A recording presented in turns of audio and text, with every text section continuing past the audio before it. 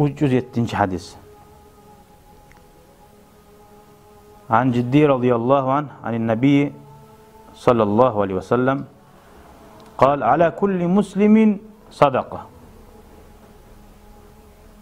Her Müslüman adam Allah borç etkeni var. Sadaka etme dedi. O zaman ashab aytti. Afara'ayta illem yecid. Ya Resulallah. Eğer sadaka etme zat bulmasa niçin etsin sadaka? Kal فَلْيَعْمَلْ فَلْيَنْفَعَ نَفْسَهُ وَلْيَتَصَدَّقْ. İşlesin dedi.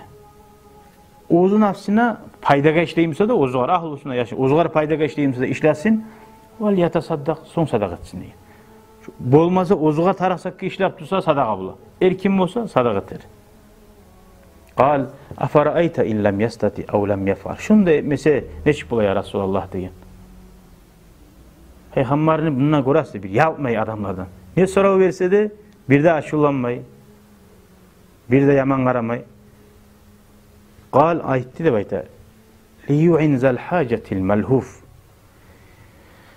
Bulaç bir adamga kömek tarak, bizatını götürme tarak, birge bir savet verme tarak. Kıyılıqa düşkün adamga kömek etsin. Bir de malsız bulanzılar. Afara ayta illam yastati. Qaytara bayta ya Resulullah. Şunu da etmesedik. Avlam yapal ya da etip olmasa ya da etmesedik. Kal o zaman aytti fal ya'mur bil ma'ruf. İnnama isama turmasın diye. Barda hadise innama turmakını maqtam. Alaysa halka bir yaxzat aytib, yaxza arsama uydetsin diye. Yamazattan gerurub, ola şu yarama şu baprus tartma. Şu işki yaxzatdı ol. Allah gerurgan. Eki söz aytsagına sen şu yaxzatman buyuruyan bulasın.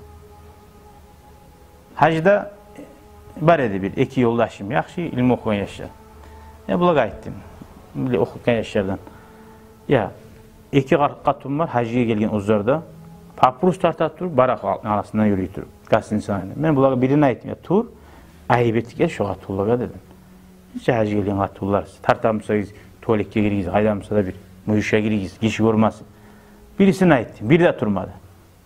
Sonra bir okuman adam var yakıyla.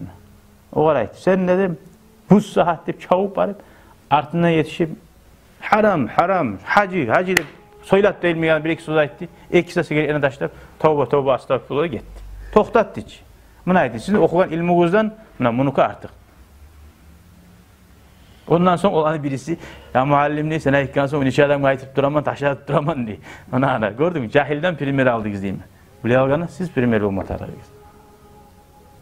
Ben ayttim, siz olmagamsa ben aytırayım şöyle böyle. Hadi siz bugün sizge bir ispitan yapıldı. Şöyle bu Müslüman adam buna Peygamber Aleyhisselam aytan kuydu. Buyur yaxsamdan. Qal o zaman aytdı aytır bu. Afara'ayta illam yastati ev lem yafal. Ya Resulallah şunu detip olmasa, mesela ne etmiyoruz? Hala bu ayta adama şunu detip olmasa ya da etmese qal yumsiku ani şerri. Yaman zat ne etmeyse ama innemay tursun. Fe inneha lehu sadaka. Şu etmeyi turmaklığa yaman zat ne? Şu da şoğar sadaka dedi. Velhamdülillahi Rabbil alemin.